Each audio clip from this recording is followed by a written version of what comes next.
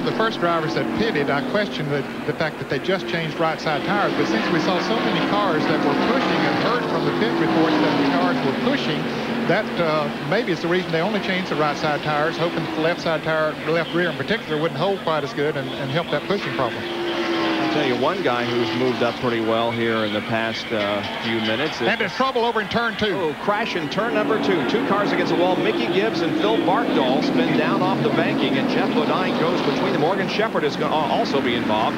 He spins completely around and gets headed in the right direction, so he's going to be okay.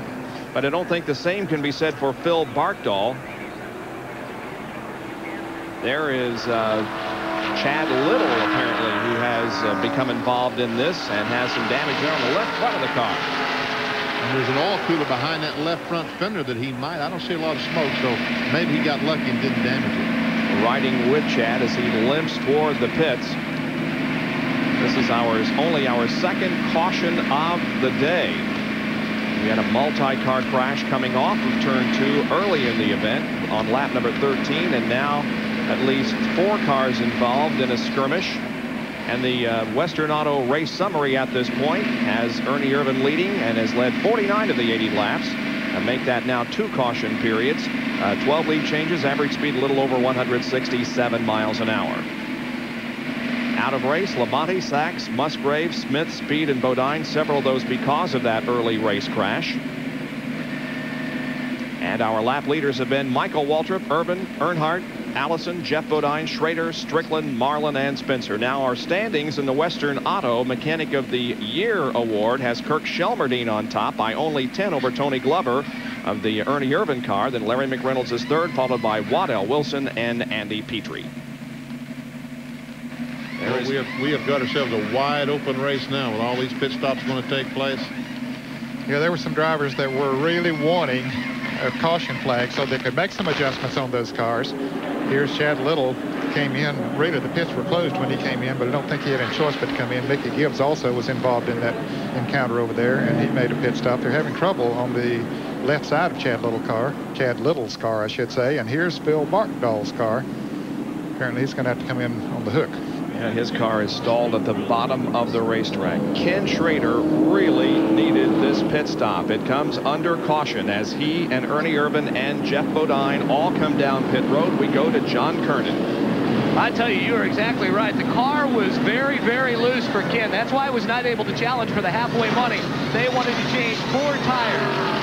Ernie Irvan, you see on the top of the screen, also getting through service, probably a 4-tire change as well. Ken Schrader on the bottom. Right sides are on lefts going on. Richard Broom will go around the back. He will pop up the spoiler. Left side on Ernie Irvan's car. Ken Schrader pulls out. Ernie's still in. They added probably a few degrees more spoiler on Kenny Schrader's car. Ernie's still in as Kenny going down pit road, but now Ernie is away. Also, Jeff Bodine is coming in for 4 tires as well. And they're going to go out of the pits in the same order that they came in, as a tire has become loose on pit road and rolls out almost to the grass, but is retrieved. That's from the Hut Strickland pit. And everybody comes out of the pit at reduced speed. We are under caution again for our second time. And Davey Allison is a car with the hood up right in the center of the screen. That's the Davey Allison car with the hood up. Let's take a look at the crash that occurred in number 2. Watch ahead, the 3rd car ahead of Chad Little. Car just lost control, or possibly he got bumped. I'm not sure what. That's probably the Barkdoll car. And Chad Little goes along. I guess he hit Barkdoll because they did not make any contact with the outside retaining wall, or that Jeff Purvis went along. Maybe he clipped that car as he went by. Now we'll listen and watch it real-time replay.